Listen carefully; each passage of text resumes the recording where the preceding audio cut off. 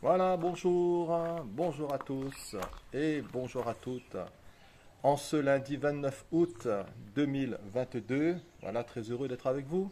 Que le Seigneur Jésus vous bénisse abondamment. Nous en avons bien besoin, voyez-vous, de sa grâce, de son secours dans ces temps particulièrement difficiles, afin, voyez-vous, d'être persévérant, afin d'avoir de la bonne volonté, afin d'avoir aussi du courage et de pouvoir avancer avec le Seigneur. Le désir de Dieu, c'est que nous puissions avancer avec lui.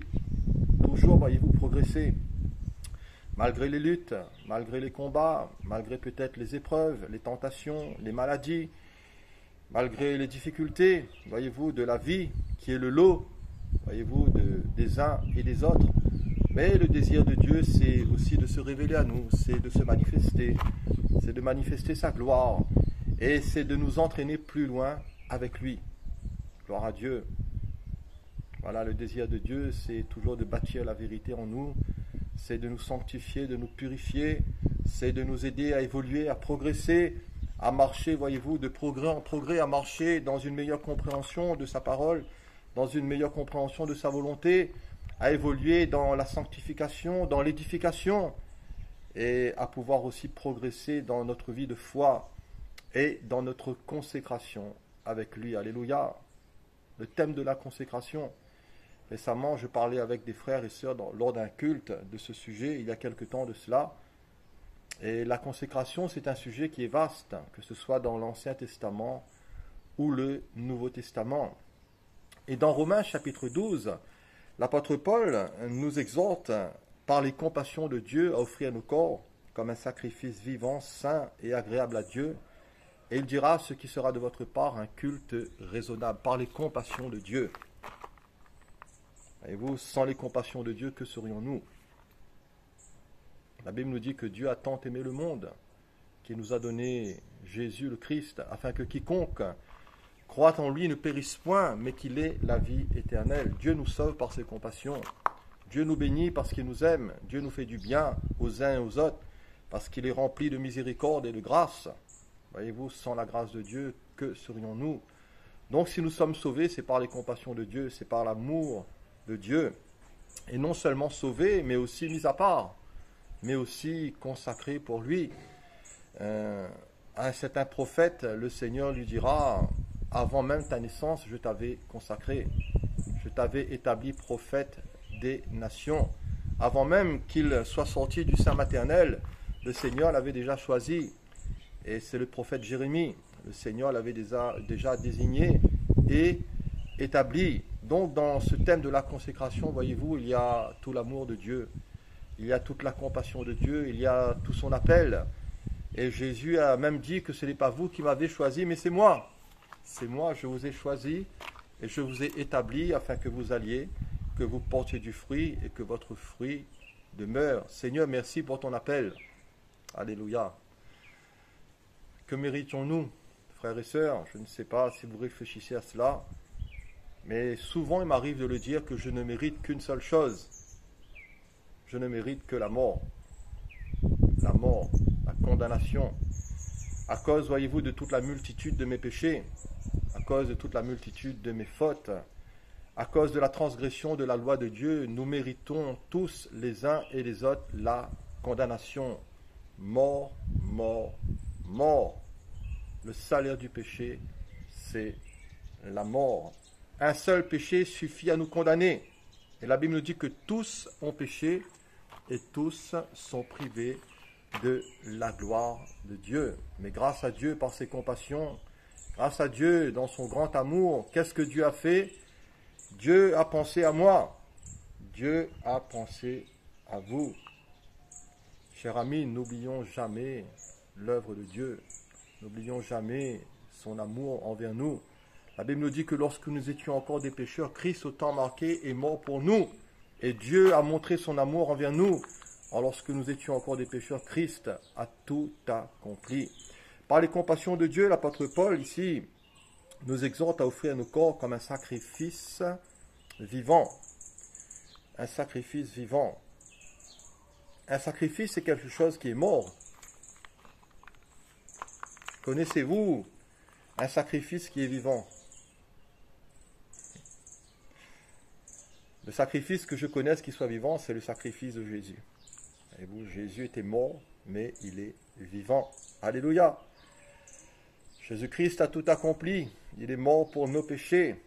Et il est ressuscité aussi pour nous sauver, pour nous libérer, pour nous gracier, pour faire de nous, voyez-vous, une nouvelle créature, pour faire de nous quelqu'un de nouveau, une nouvelle personne dans l'esprit, dans notre homme intérieur, pour nous régénérer. Mais tout cela a été fait, voyez-vous, non seulement par les compassions de Dieu, mais au travers de ce sacrifice vivant, qui est le sacrifice du Christ Jésus. Voici, il était mort, mais il est revenu à la vie. En Christ, nous aussi, voyez-vous, nous sommes morts et nous sommes vivants. Nous sommes morts, voyez-vous, à notre vie passée. Nous sommes morts, voyez-vous, par notre foi dans le baptême en sa mort, et nous avons été ensevelis avec lui, afin, voyez-vous, de vivre dans une vie nouvelle, afin de vivre par la foi dans cette vie impérissable, dans cette vie de résurrection, dans la vie même de Jésus. Et maintenant, nous pouvons, nous aussi, voyez-vous, comme étions morts de ce que nous étions, vivre maintenant pour Dieu. Maintenant, nous pouvons maintenant être ce sacrifice aussi vivant de notre identification dans la personne du Christ, dans l'œuvre du Christ et dans, voyez-vous, sa personne. L'apôtre nous exhorte à offrir nos corps comme un sacrifice vivant, saint et agréable à Dieu, ce qui sera de votre part un culte raisonnable. Dans l'aspect de la consécration, nous devons nous identifier par la foi dans la mort et dans la résurrection du Machiar, du Christ Jésus. Voyez-vous, tout l'évangile est centré sur la mort et sur la résurrection de notre Seigneur Jésus-Christ et de notre mort en lui et de notre résurrection spirituelle en lui. Dans l'Épître aux Colossiens, il est dit au chapitre 3, « Si donc vous êtes ressuscités avec Christ, cherchez les choses d'en haut, où Christ est assis à la droite de Dieu. » Aux Éphésiens, Paul dira, « Il nous a ressuscités ensemble et nous a fait asseoir avec Christ dans les lieux célestes. » La vie chrétienne, ce n'est pas une religion fade, avec des règles, avec des préceptes. Voyez-vous, en disant, ne fais pas ceci, ne fais pas cela, ne touche pas ceci, ne goûte pas cela. Non. La vie chrétienne, voyez-vous, c'est une vie dynamique, c'est une vie de résurrection, c'est une vie, voyez-vous, qui n'est pas statique, où le Seigneur nous forme, où le Seigneur fait de nous ses disciples, où le Seigneur nous façonne, où il nous consacre, où il nous met à part, où il se glorifie, où il se manifeste, où il bâtit, voyez-vous, son œuvre dans nos cœurs, non seulement dans nos vies, mais aussi autour de nous, pour que nous soyons un sujet de bénédiction, que le Seigneur nous aide, voyez-vous, à comprendre ce que Jésus a fait. Que le Seigneur ouvre les yeux de notre cœur pour que les écailles tombent et pour que la lumière puisse briller, voyez-vous, davantage à l'intérieur de nous. Et si là, il y aurait quelques zones d'ombre, si là, il y aurait encore quelques traces de ténèbres, voyez-vous, d'incompréhension ou de mensonges ou d'idées et d'erronées qui seraient fausses, que le Seigneur puisse balayer tout cela, que le Seigneur puisse, voyez-vous, construire aussi la vérité en nous, la vérité de sa parole, la vérité de l'évangile, voyez-vous, ce bon évangile qui nous sauve. Offrez vos corps, offrez vos membres, offrez vos yeux, offrez votre bouche, offrez vos lèvres, offrez vos mains, offrez vos pieds, offrez toute votre être au Seigneur Jésus. Seigneur, consume ma vie. Seigneur, je suis ce que je suis, mais ta grâce envers moi n'a pas été vaine. Par les compassions de Dieu, identifiez-vous et par la mort, dans la mort de Jésus et dans sa résurrection, et marchez en lui et marchez pour lui. Cela sera de votre part un culte raisonnable. Dans l'aspect de la consécration, au verset 2 de ce chapitre 12 aux Romains, l'apôtre Paul dira « Ne vous conformez pas au siècle présent, mais soyez transformés par le renouvellement de l'intelligence, afin que vous discerniez quelle est la volonté de Dieu, ce qui est bon, agréable et parfait. » Le Seigneur nous a mis à part, frères et sœurs, c'est pour un but. Le Seigneur nous a choisis, c'est pour un but. C'est pour que nous puissions œuvrer pour lui. La parole nous exhorte à travailler de mieux en mieux à l'œuvre du Seigneur. Et l'apôtre dira, sachant que votre travail ne sera pas vain dans le Seigneur. Nous ne travaillons pas en vain pour le Seigneur. Même si nous ne voyons pas, voyez-vous, toujours les fruits escomptés, même si nous ne voyons pas toujours, voyez-vous, clairement le résultat, voyez-vous, de notre travail, mais je crois que si nous œuvrons par l'Esprit, je crois que si nous œuvrons par la foi dans l'obéissance à la volonté de Dieu, cela aura des répercussions éternelles. Seigneur, aide-nous à faire ta volonté. Seigneur, aide-nous à faire ce qui est bien à tes yeux. Aide-nous à marcher par le Saint-Esprit. Aide-nous, Seigneur, nous en avons bien besoin. Dans l'aspect de la consécration, ici, l'apôtre nous exhorte à ne pas nous conformer à ce siècle présent. Vous savez, dans ce monde, il y a toute espèce d'influence. Il y a l'influence, voyez-vous, du diable. Il y a l'influence, voyez-vous, des démons. Il y a l'influence et la tentation, voyez-vous, de toutes sortes de choses. Et qui est là, voyez-vous, pour attirer la chair, pour amorcer la chair, afin que nous puissions dévier et nous éloigner du Seigneur. Mais la Bible dit, n'aimez point le monde, ni les choses qui sont dans le monde. Parce que si quelqu'un aime le monde, l'amour du Père n'est point en lui. Car tout ce qui est dans le monde, nous dit la Bible, la convoitise de la chair, la convoitise des yeux, et l'orgueil de la vie ne vient point du Père, mais vient du monde. Et le monde passe. Voyez-vous, le monde passe avec toute sa séduction, avec tout son tape à l'œil, avec tout son fla. Mais tout cela va passer, voyez-vous. Mais celui qui fait la volonté de Dieu, nous dit la Bible, il demeure éternellement. Dans notre consécration, le Seigneur veut nous sanctifier. Le Seigneur veut nous purifier de toute souillure de la chair et de l'esprit. Et le livre de l'Apocalypse nous dit que celui qui se souille, qu'il se souille encore. Mais que celui, voyez-vous, qui recherche ce qui est bien, que celui qui recherche l'honneur, l'approbation de Dieu, qu'il se sanctifie aussi. Encore, chacun doit choisir son camp. Chacun doit choisir le maître qu'il veut servir. Le prophète dira, autrefois, d'autres maîtres que toi ont dominé nos vies. Mais maintenant, Seigneur, nous te choisissons toi, parce que ton joug est doux, ton fardeau est léger, tu es un bon maître. Et voyez-vous, nous sommes aussi à la bonne école, nous sommes à l'école de Jésus. Attention, voyez-vous, nous sommes dans ce monde, mais nous ne faisons plus partie du monde. Nous ne sommes pas là non plus, voyez-vous, dans une secte, être là, être enfermés, et en attendant le retour du Seigneur. Non, nous vivons, nous sommes comme tout le monde, nous avons nos activités, nous avons nos impôts à payer, nous avons, voyez-vous, le travail, nous avons les courses, nous avons le ménage, nous avons toutes ces choses à faire comme tout le monde. Mais dans notre cœur, voyez-vous, nous avons de l'espoir, dans notre cœur, nous avons de l'espérance, parce que nous savons que le Seigneur est là, et nous voulons le rechercher, nous voulons rechercher sa face, nous voulons rechercher ce qui lui plaît, dans l'attente, voyez-vous, de son retour, dans l'attente de la résurrection, dans l'attente de l'espérance de la gloire, parce que Dieu ne nous a pas mis sur cette terre, voyez-vous, juste pour le ventre, juste pour manger, juste pour boire, juste pour acheter ou bâtir ou que sais-je. Mais le but de Dieu, c'est que nous puissions œuvrer pour le royaume de Dieu. Donc Paul nous exhorte par les compassions de Dieu, dans l'amour de Dieu, voyez-vous, à offrir nos corps comme un sacrifice vivant, saint et agréable à Dieu, et ce qui sera de notre part un culte raisonnable. L'apôtre nous exhorte à ne pas nous conformer à ce siècle présent, dans l'aspect de notre consécration, mais aussi être renouvelé dans l'esprit de notre intelligence, afin que nous puissions discerner la volonté de Dieu, ce qui est bon, ce qui est agréable et ce qui est parfait. Seigneur, ouvre les yeux de mon cœur.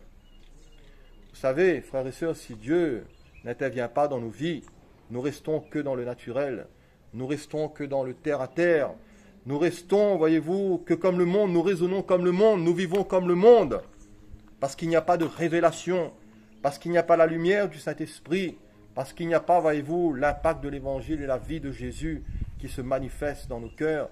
Le désir de Dieu, voyez-vous, c'est que nous puissions être transformés dans notre fort intérieur, dans notre mentalité, dans nos désirs, dans nos affections, dans nos attitudes, dans nos actions, dans notre comportement, dans notre langage. Combien, voyez-vous, de chrétiens encore dans la bouche duquel où il y a constamment des gros mots, des jurons, des plaisanteries grivoises, malsaines. Il y a là quelque part, voyez-vous, un manque de sanctification. Seigneur, sanctifie-moi. Aide-moi à ne pas me conformer à ce siècle présent, Seigneur, aide-moi à me consacrer à toi. Renouvelle-moi dans l'esprit de mon intelligence, dans mon âme, afin que je puisse discerner ce qui est de la chair et de l'esprit, afin que j'apprenne à soumettre mon âme à mon esprit régénéré et à marcher, voyez-vous, dans cette vie nouvelle comme un disciple de Jésus-Christ. La volonté de Dieu est bonne. La volonté de Dieu, elle est agréable et elle est parfaite pour notre vie, pour notre consécration. À nous de nous laisser guider, à nous de nous laisser conduire par le Saint-Esprit. Dieu nous donnera toujours, voyez-vous, de bonnes choses. Et comme dit la Bible, si vous donc, méchants comme vous l'êtes, vous savez donner de bonnes choses à vos enfants, à combien plus forte raison votre Père ne donnera-t-il pas le Saint-Esprit à ceux qui le lui demandent? Notre consécration à Dieu au verset 3. L'apôtre Paul dira, toujours dans Romains 12, par la grâce qui m'a été donnée, je dis à chacun de vous de n'avoir pas de lui-même une trop haute opinion, mais de revêtir des sentiments modestes selon la mesure de foi que Dieu a départie à chacun. Par la grâce qui m'a été donnée, tout est par grâce. Tout est par l'Esprit, c'est par la grâce que nous sommes sauvés. C'est par le moyen de la foi. Et dans la consécration, frères et sœurs, c'est la grâce du début. C'est la grâce au milieu et c'est la grâce à la fin. Tout est par grâce et tout est par le Saint-Esprit. Aucun mérite. Jamais les mérites. Jamais. Même si on est quelqu'un de bien, même si on a fait des exploits pour le Seigneur, même si Dieu nous a donné des dons, même s'il peut y avoir des miracles, des prodiges, et que sais-je, des guérisons, gloire à Dieu, la foule et ceci et cela. Mais ne nous basons pas sur tout cela, frères et sœurs. Réalisons le produit de la grâce qui est le Christ Jésus. Réalisons toujours l'œuvre de Jésus. Réalisons toujours ce qu'il a fait pour nous, en nous et au travers de nous, par la grâce qui m'a été donnée. C'est un don. Voilà, Dieu nous a tout donné. Tout ce que j'ai est à toi. À nous, voyez-vous, de nous restaurer. À nous de nous attabler. À nous d'en profiter. À nous de jouir de la grâce de Dieu. De ne pas vivre comme des esclaves, comme des mendiants, mais de vivre comme des fils, des filles de Dieu, comme des héritiers de Dieu, des co-héritiers de Christ. Le Seigneur nous invite, voyez-vous, à sa table, par la grâce qui m'a été donnée. Je dis à chacun de vous de n'avoir pas de lui-même une trop haute opinion. Dans notre consécration, il faut faire attention à quoi? À l'orgueil. L'orgueil perd beaucoup, voyez-vous, de croyants. Nous avons l'exemple de Saül et de bien d'autres. Voyez-vous, l'orgueil engendre la folie. L'orgueil, c'est un piège, voyez-vous, qui est terrible. Et même le diable, voyez-vous, était emporté par cela. Et nous devons faire attention de ne pas avoir une trop haute opinion de nous-mêmes. Le Seigneur nous a bénis, chacun a des dons, nous sommes ce que nous sommes. Et si le Seigneur a donné quelque chose à quelqu'un, tant mieux pour lui, mais nous devons savoir ce que nous avons reçu et le faire valoir. Ne pas avoir peur du maître en cachant notre talent. Et si quelqu'un, voyez-vous, a enterré son talent, qu'est-ce qu'il faut faire? Il faut le déterrer. Et il faut faire valoir ce que le Seigneur nous a donné dans l'humilité, dans la simplicité, dans l'amour et dans la modestie. Et que le Seigneur nous aide à revêtir aussi des sentiments modestes. Ayez en vous, Philippiens, les sentiments qui étaient en Jésus-Christ. Voyez-vous, lequel existant en forme de Dieu n'a pas regardé comme une proie arrachée d'être égal avec Dieu, mais il s'est humilié lui-même. Le Seigneur s'est humilié lui-même en prenant une forme de serviteur. Et voyez-vous, il est notre modèle. Dans notre consécration, l'apôtre Paul nous dit, selon la mesure de foi que Dieu nous a départis à chacun. Dans la consécration, c'est toujours une consécration de foi. Toujours de foi. Et la foi, voyez-vous, nous permet d'avancer. Mon juste vivra par la foi. Ce qui est agréable à Dieu, c'est de voir la foi dans un cœur. La foi nous permet, voyez-vous, de vaincre. La victoire qui triomphe du monde, c'est notre foi. Et c'est par la foi que nous héritons des promesses. C'est par la foi que nous croyons que le monde a été formé par la parole de Dieu. C'est par la foi que nous croyons que nous sommes sauvés, frères et sœurs. Car c'est en croyant du cœur qu'on parvient, voyez-vous, au salut, à la justice. C'est en confessant de la bouche, parce que nous croyons que Dieu ne ment pas. Les hommes peuvent nous mentir, même nous pouvons dérailler. Parce que qu'est-ce que l'homme? Que suis-je? Qui sommes-nous? La Bible dit que tout homme debout n'est qu'un souffle. La Bible nous dit que toute chair est comme l'herbe et toute sa gloire est comme la fleur de l'herbe. L'herbe sèche et la fleur tombe. Qui que nous soyons, voyez-vous, Nous pouvons à un moment ou à un autre dérailler, mais le Seigneur ne déraille jamais. Le Seigneur est fidèle. Et par notre foi, soyons lui aussi fidèles. Tout est par la foi. Tout est par la foi. Au verset 4, l'apôtre Paul dira « Car nous avons plusieurs membres dans un seul corps, et que tous les membres n'ont pas la même fonction. Ainsi, nous qui sommes plusieurs, nous formons un seul corps en Christ, et nous sommes tous membres les uns des autres. » Dans notre consécration, nous sommes unis et nous sommes dans un corps. Voyez-vous, nous ne sommes pas là pour faire bande à part, croyant que nous sommes le centre du monde, croyant que l'Église, c'est à nous tout seuls. Non, nous sommes une cellule, tous pour notre part, une cellule du corps de Christ. Et là où Dieu nous a mis, travaillons pour le Seigneur. Ne jalousons personne, ne soyons pas orgueilleux, mais revêtons-nous de sentiments modestes et réalisons, voyez-vous, que nous faisons partie du corps de Christ. Et que dans ce corps, nous avons des fonctions différentes. Et que dans ce corps, voyez-vous, chacun a un travail différent. Recherchons l'unité de la foi. Recherchons, voyez-vous, à œuvrer dans ce sens et à aimer aussi la communion fraternelle. Dans les Actes des Apôtres, il nous est dit qu'ils persévéraient dans l'enseignement des apôtres, ils persévéraient dans la fraction du pain, ils persévéraient dans la communion fraternelle et dans les prières. Les 4 piliers ici de la vie de l'Église. Donc, dans notre consécration, nous ne sommes pas seuls, mais nous faisons partie du corps, d'un corps qui est l'Église. L'Église, ce n'est pas un bâtiment. L'Église, ce n'est pas un système, mais nous sommes des pierres vivantes. Et nous devons être unis les uns et les autres par le ciment de l'Esprit, par la foi, par la parole de Dieu. Et voyez-vous, malgré nos opinions qui pourraient diverger, malgré les goûts, les couleurs, malgré qu'un tel aime ceci, l'autre n'aime pas cela, malgré que celui-là, il mange ceci, l'autre ne mange pas cela, voyez-vous, nous n'allons pas nous arrêter à cela. Nous n'allons pas, voyez-vous, tout renverser pour une question de goût, de couleur ou d'appréciation personnelle. Mais dans notre cœur, nous avons la foi dans le Christ Jésus et nous formons un corps. Voyez-vous, les frères et sœurs qui sont dans des bâtiments, qui sont dans des dénominations, et voyez-vous, je crois que beaucoup aiment le Seigneur. Beaucoup marchent avec le Seigneur et ce sont mes frères et sœurs, quelles que soient leurs étiquettes. Voyez-vous, parce que dans le ciel, il n'y aura pas d'étiquette. Et ceux qui prient dans les maisons, ou ceux qui prient dans leurs cases, ou ceux qui prient en groupe, ceux qui sont dans des cellules de prière, voyez-vous, tous ceux qui aiment le Seigneur Jésus, ce sont nos frères et sœurs. Tous ceux qui sont nés de Dieu font partie de la famille de Dieu. Parce que voyez-vous, dans le ciel, il n'y aura pas de secte. Dans le ciel, il n'y aura pas de clan. Dans le ciel, voyez-vous, nous ferons partie du peuple de Dieu, de l'Église, du Dieu vivant. Dans notre consécration, nous formons un corps. Et ce corps qui est l'Église. Et Christ est la tête. C'est lui qui donne l'impulsion. C'est lui qui donne la direction. C'est lui qui donne, voyez-vous, la marche à suivre et le chemin. Dans Romains 12, concernant la consécration, au verset 6, Paul dira, puisque nous avons des dons différents selon la grâce qui nous a été accordée, que celui qui a le don de prophétie l'exerce en proportion de la foi, que celui qui est appelé au ministère s'attache à son ministère, que celui qui enseigne s'attache à son enseignement, celui qui exhorte à l'exhortation, que celui qui donne le fasse avec libéralité, que celui qui préside le fasse avec zèle, que celui qui pratique la miséricorde le fasse avec joie, puisque nous avons des dons différents. Voilà, que le Seigneur vous bénisse abondamment. Par ces quelques mots, j'étais très heureux de partager avec vous ces quelques paroles que le Seigneur a mis sur mon cœur concernant ce thème de la consécration.